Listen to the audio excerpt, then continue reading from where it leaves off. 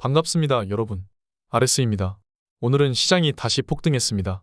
하락분을 다 메꾸고 무려 1.65% 나스닥 폭등을 보여주었습니다. 6월 컨퍼런스 보드 소비자 신뢰지수가 109.7을 기록해 작년 1월 이후 최고 수준을 나타냈습니다. 5월 내구재 주문 또한 예상치를 상회했습니다. 소비자들은 앞으로 고용은 지속되고 인플레는 완화될 것이라고 보고 있습니다. 연준과 기관, 소비자는 전부 동상이몽을 꾸고 있습니다. TQ는 다시 5%가량 상승했으며 40불 근처까지 다시 왔습니다. 테슬라의 경우 250불을 터치한 모습입니다. 견고한 소비자 신뢰와 내구재 수주 등 앞으로 경기는 좋아질 것이다라는 베팅의 힘이 더 실린 모습입니다. 어제 영상에서 베타가 작다면 분할 매수 가능한 구간이라고 말씀을 드렸습니다. 심지어 베타가 제로인 분들은 21선부터 매수가 가능하다고 말씀을 드렸죠. 어제만 살펴보면 좀 더 깊은 기회를 주지 않은 모습입니다. 이렇게 좋은 지점들에서 매수를 점차 해나가야 수익률이 쌓이는 것입니다. 아직 조정이 완전히 끝났다고 볼 순 없지만 더 하락해준다면 제가 기존 말씀드렸던 부분들에서 매수가 가능한 것입니다. 멤버십에서도 21선에서 매수가 가능하다고 며칠 전에 미리 말씀을 드렸죠. 어제 시장을 상승시켰던 것은 소비자 신뢰지수였습니다.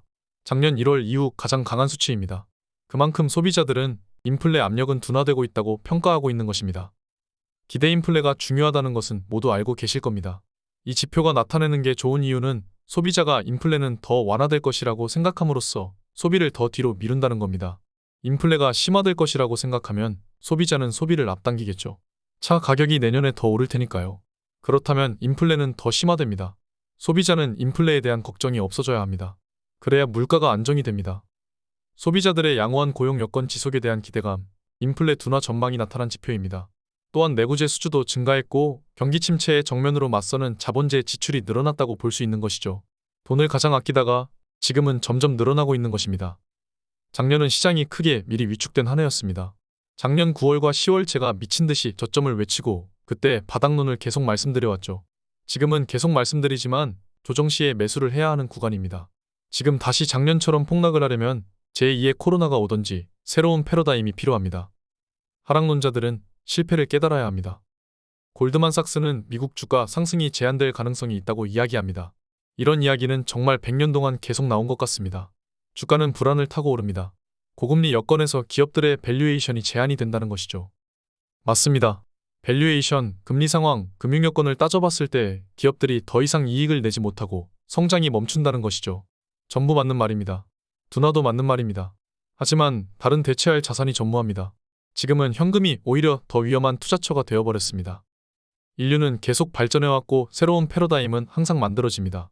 인공지능은 몇십 년 전부터 있던 패러다임이었습니다. 왜 지금 AI가 각광받을까요? 사람들은 항상 패러다임을 만들어냅니다. 나중에는 기후 혁신이나 원전 혁신, 양자 컴퓨터 등 아직도 수많은 패러다임이 많습니다. 우리는 전 세계 천재들이 모인 회사에 투자합니다. 자신있게 말씀드립니다.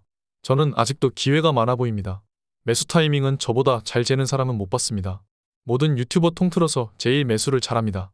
저보다 저점을 잘 잡은 유튜버는 없습니다. 실제로 계좌를 오픈하고 투자하는 사람도 거의 없습니다. 이 정도 자신감은 있어야 투자를 할 수 있다고 생각합니다. 물론 자만하는 것은 아닙니다. 내년에 후회하지 마시길 바라는 마음에 말씀드렸습니다. 오늘 여기까지 하겠습니다. 감사합니다. 지금까지 목숨 걸고 레버리지와 테슬라 투자하는 RS 미국 주식이었습니다. 감사합니다.